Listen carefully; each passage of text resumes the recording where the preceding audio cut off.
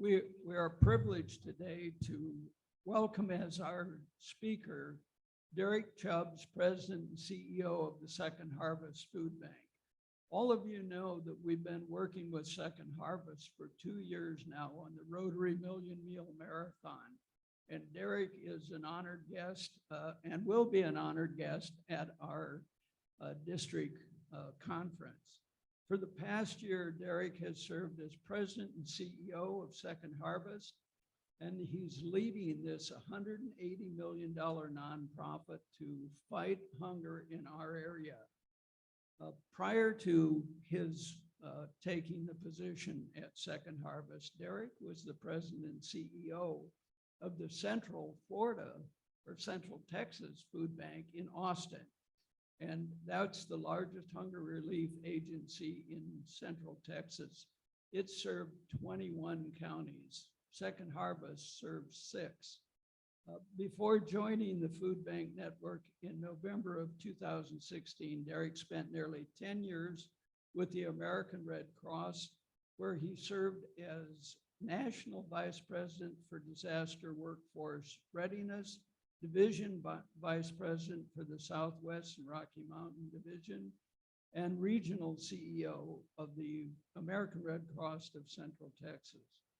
He spent over 15 years in the nonprofit industry, and before that, he worked in the technology sector, where he held leadership positions with IBM, Pervasive Software, and Dell.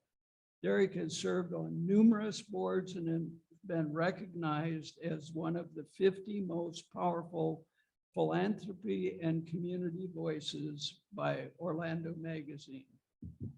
Derrick holds a master's degree in public administration from the University of Texas at Rio Grande Valley and a bachelor's degree in business administration from Robinson College of Business at Georgia State. Derrick and his wife Loli live with their hound Einstein in Longwood. Please give Derrick a warm Rotary welcome.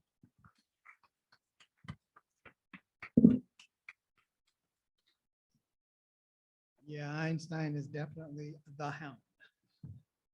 Good afternoon, everyone, and thank you for this opportunity to join you. And let me start by saying that I sent that pictures of that check to the development team and taken 100% of the credit for it, since I'm picking it up.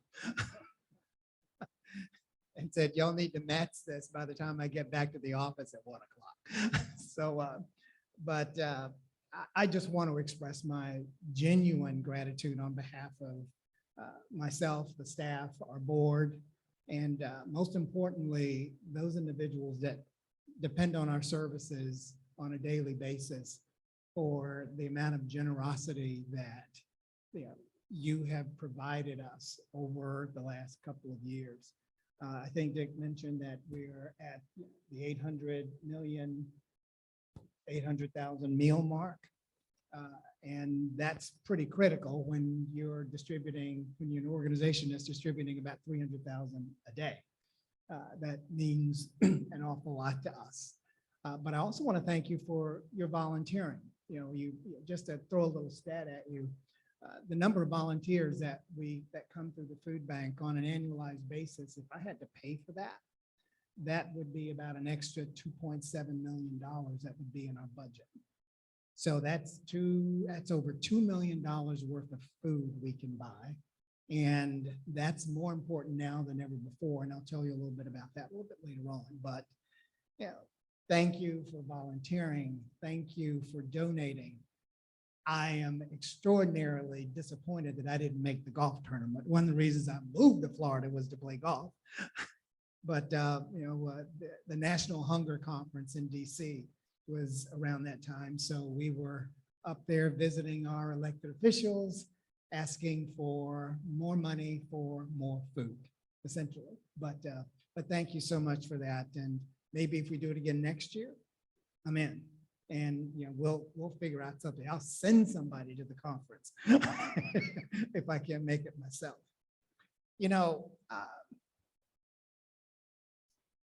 we stand here and we find ourselves, we as in the food bank find ourselves in an interesting point. I'm going to play with you just a little bit and say, think about what you were doing in the 80s. Just wrap that through your head just a second, what you were doing in the 80s. And the reason that's important is because, despite all the things that we knew were taking place in the 80s, I mean, the PC came about, the personal computer came about in the 80s. Ronald Reagan changed the face of our country during the 80s. The Rubik's Cube, came about during the 80s, and the list just goes on and on. But something else that was taking place during the 80s is food banks were starting to become a major component of our communities. And I'll have to tell you, in the early days, and Second Harvest is celebrating its 40th anniversary this year, by the way, as I throw that in. So you'll see a lot about that. And I have my 40-year pin that I'm very excited about. But in the early days, the prevalent thought around food banking was that if we did enough food banking, if we distributed enough food, we could end hunger. But at that point, the prevailing thought was that the reason people were hungry was based on unemployment. That was the mindset. However, our theory of change is that if we were able to harvest food or grab food and make sure that it wasn't wasted and repurpose that food and put it on plates, we would actually make a significant difference. We find ourselves realizing that that was a little wrong as we find ourselves 40 years to the day now, and we have more people per capita that are hungry than we did back during that time period. So what's different? What are we doing wrong? Long ago, we thought that if we could just, during the 80s, we thought that we could actually solve this problem, and we find today that we haven't solved it. And we'll talk a little bit more about that. Just a real quick overview of Second Harvest. We are the largest hunger relief agency in Central Florida. We distribute food through 625 partner agencies. We picked up a 7th county in November. We are now in Marion County as well. We merged with First Step Food Bank in Marion, and now First Step is the Second Harvest Food Bank of Marion County. So we also found that Marion County is one of the more challenged areas in the now 7-county area that we serve. So, now we have Orange, Lake, Osceola, Seminole, Volusia, and Marion, and Lake. And with that, we are distributing around 81 million meals on an annualized basis. That's a lot of food, an awful lot of food. So I'm just going to take you through a few things really quick and then open it up for just a few questions. I think Tim said I could do that if you had any. Just a quick update on Second Harvest, a little bit about what's happening now, and also give you an idea of where we're headed, and that's pretty important. So, I mentioned that we're in 7 counties now, and that we're finding that is a little bit more challenging than we originally realized, especially now that we see also that the cost of food has increased considerably over just the last 12 months.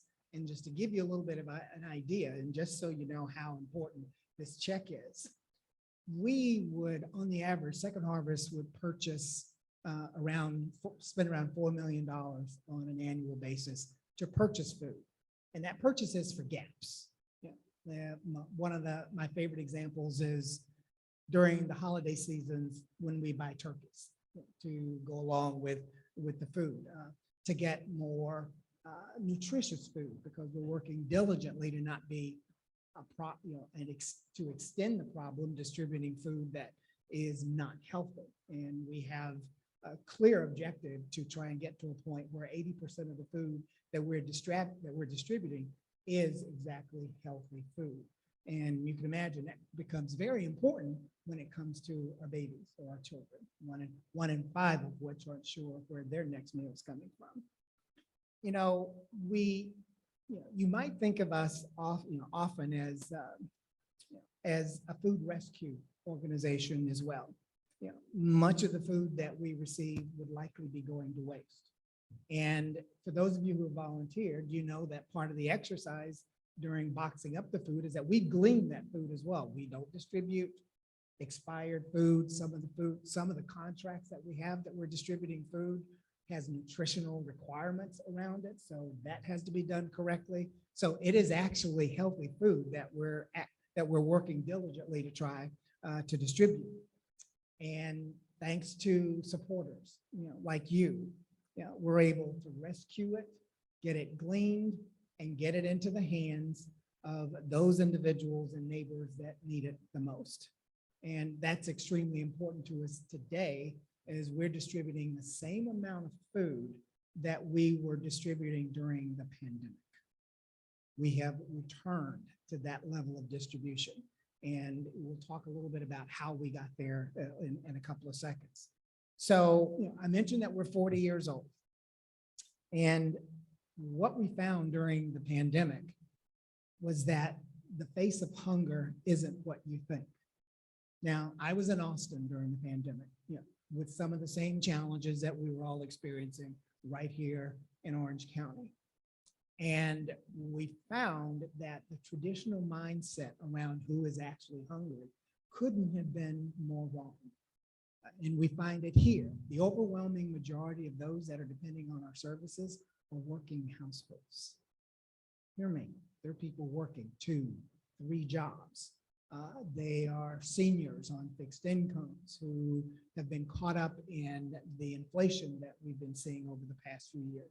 Seniors who have taken in grandchildren because their kids haven't been able to find stable jobs post-pandemic. We find ourselves at a point where we have totally underestimated the long tail of recovery when someone is actually impacted by a disaster. I learned a lot about this during my Red Cross days.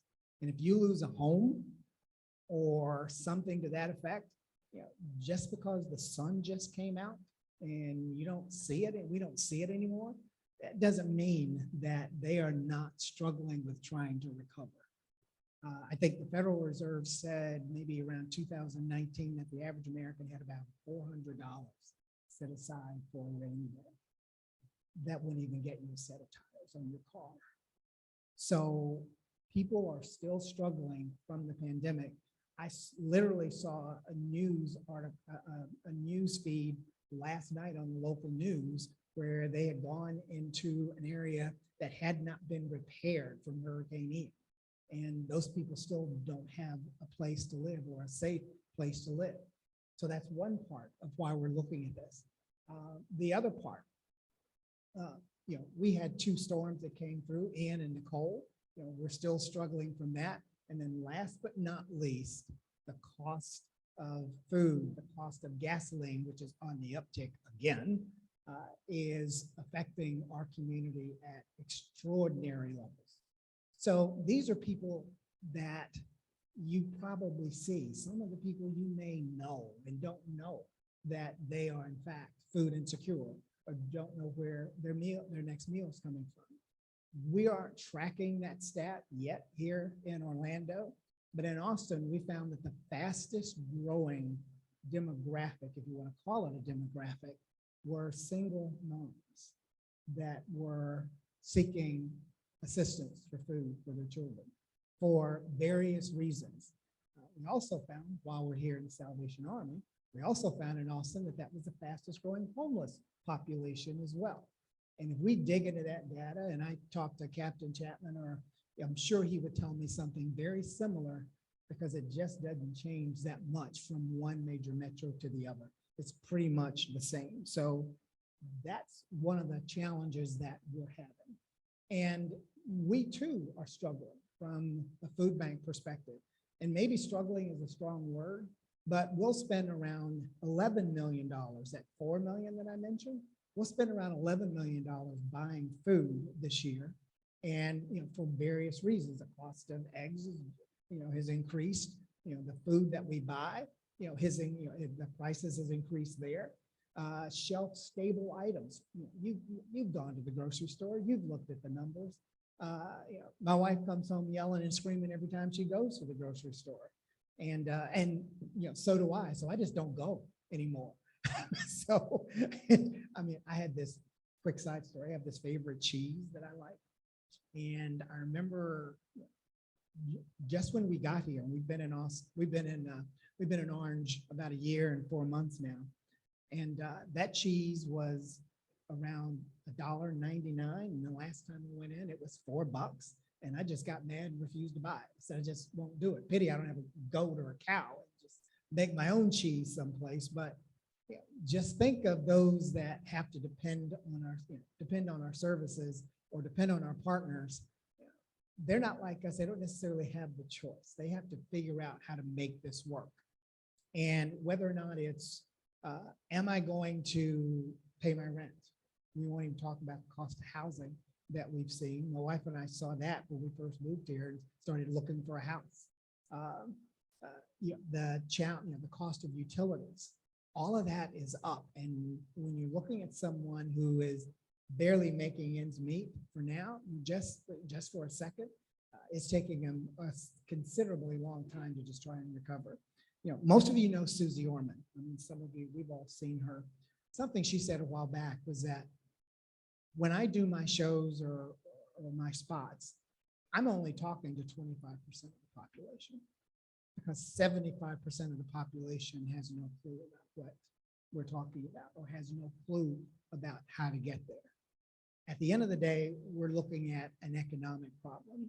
And those that depend on our services, we're finding that they're using food to balance their monthly budgets, or not eating to balance their monthly budget. They can't change their rent. They can't trim down on that. They have to pay their utilities, and they have to get their medical care or medical care for their children. But they can make a decision about whether or not they're going to buy as much food or whether or not they're going to eat themselves and just let their children eat. Those are the decisions that our friends and neighbors are having to make on a monthly basis. But fortunately, we have supporters like you who are helping us try and bridge that gap.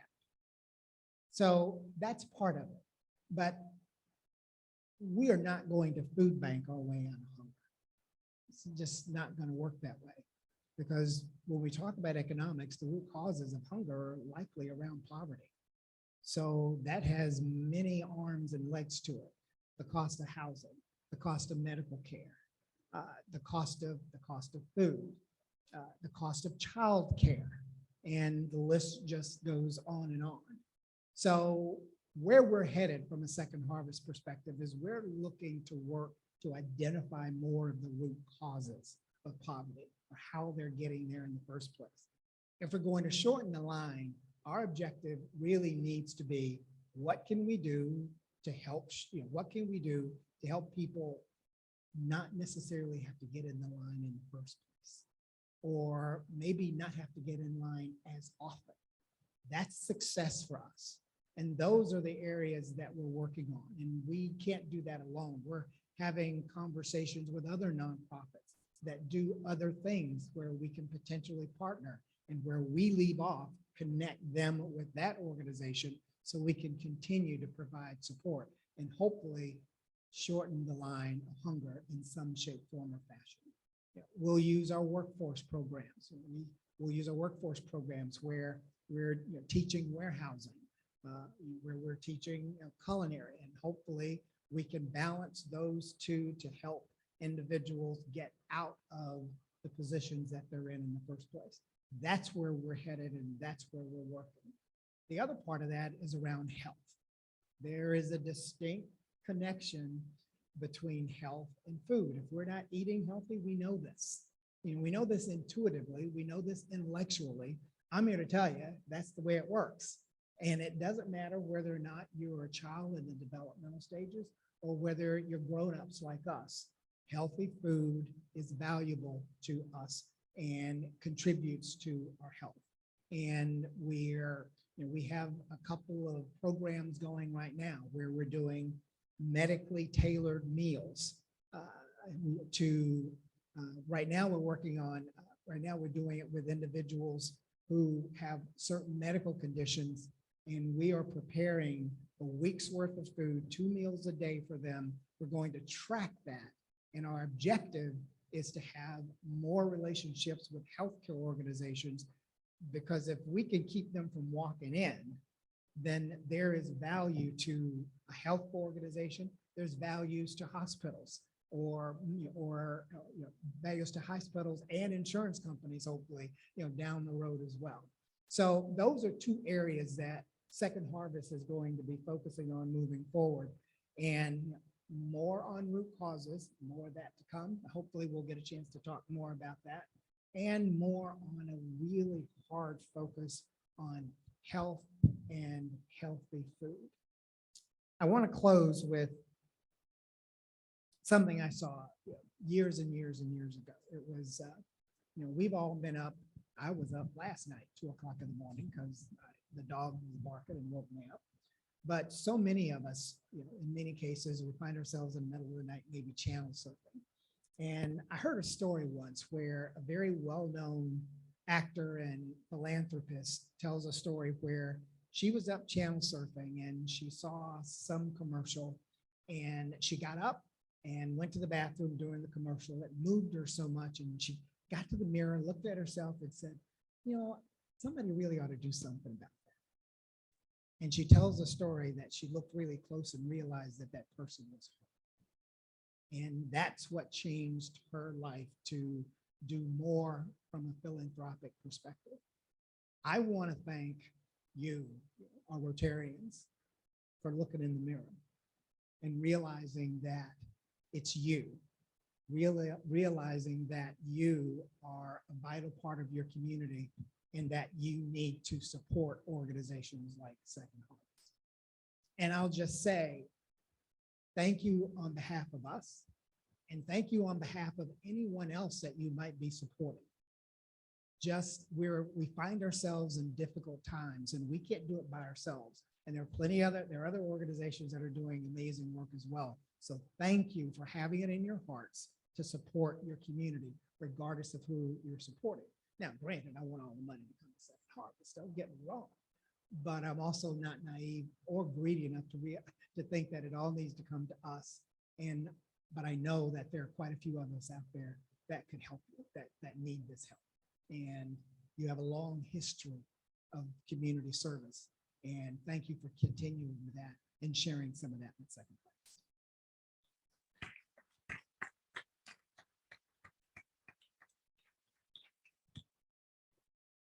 Derrick, I do have one question. You said you're buying $11 million worth of food?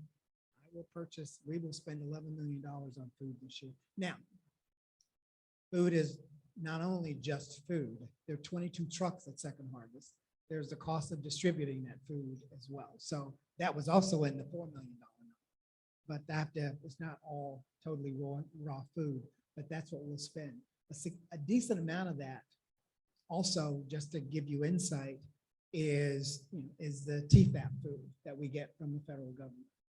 That was plentiful during the pandemic, and we scaled, every food bank in the country scaled to use that food.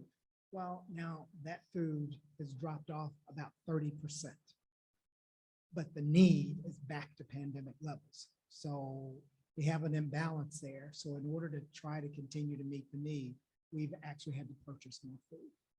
I asked about $11 million, not to probe about your finances, but it seems to me that this is an awfully generous community when $11 million worth of food being purchased and trucks being bought, and et cetera. So what are your major sources of funding? And again, I don't mean that in a probing way, but I think I'm pretty proud of the community giving you that kind of money. Yeah, so are we. and I'm assuming the people that eat food.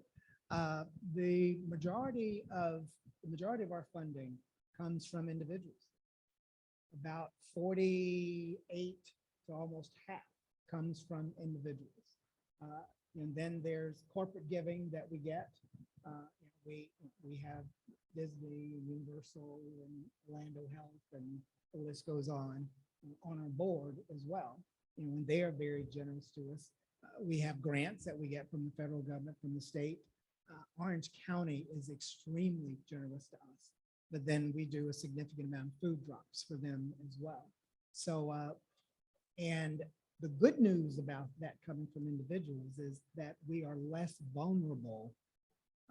If we go into a recession, I can assure you corporate giving will decline. If we go into a recession, the likelihood of federal dollars will go down. But in my experience, both back in Austin and here, when there's a downturn, individuals seem to keep wanting to provide to us. So forgive me, but I wouldn't be here if I didn't know that this is a giving community. Derrick, you mentioned your culinary training program and warehouse training program. Can you elaborate on that a little bit? And who in the community is working with you to help scale that effort up, if anyone? So hopefully this year we will graduate our 500th student in the culinary program. This is the 10th year that it's been in existence. It's a 16-week program. It's free. We have, we're fortunate enough to be in a hospitality city. So it's not hard to get them placed. 96% of them are placed after graduation, and around 82% of them are still working after the first year. And these are individuals or friends and neighbors who've likely used our services over time that have decided they want to do something different. And we don't just teach them how to cook. We also teach financial literacy. We have Bank of America that comes in and teaches financial literacy. We teach them how to interview. We teach them some of the basics, how to come to work on time and how to be a good employee. The chef even teaches conflict resolution. You ever been in a kitchen and see what that's like? But I will tell you one of the success stories, and this is, I learned this once I got here. One of the reasons that we're able to be successful with that, with the culinary program, is because we maintain relationships with those students.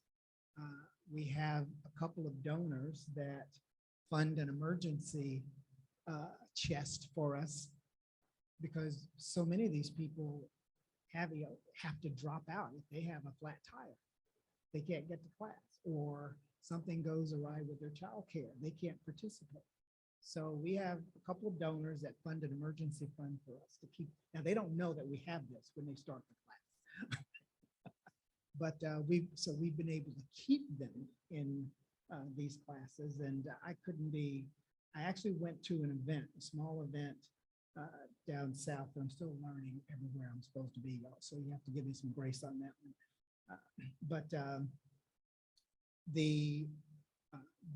It was the little catering business, and it was a small, maybe about 100 people. But the gentleman who catered it happened to be one of our graduates, and which I found just extremely exciting.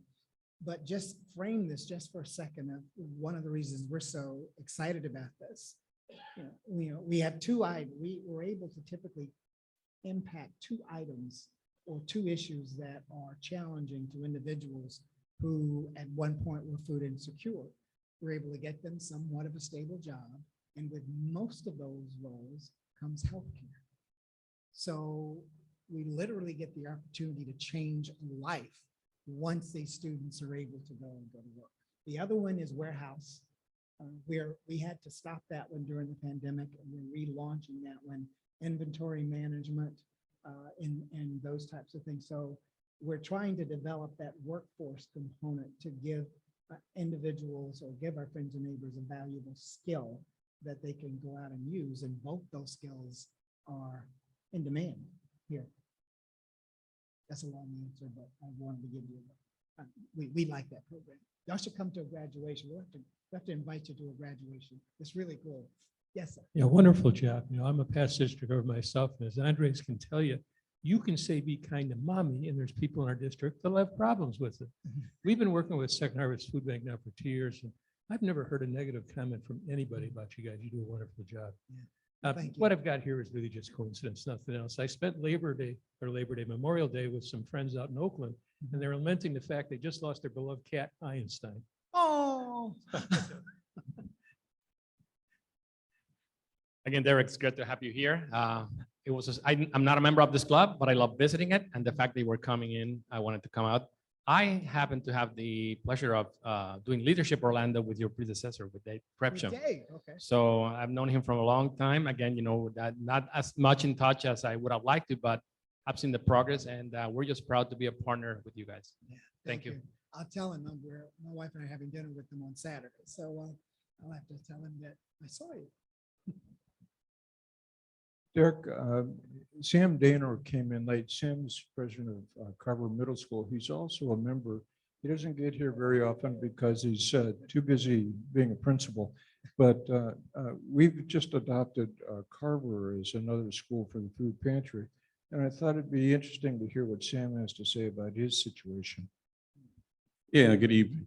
And again, thank you all. I came again between meetings because I said, oh man, it's a Rotary meeting.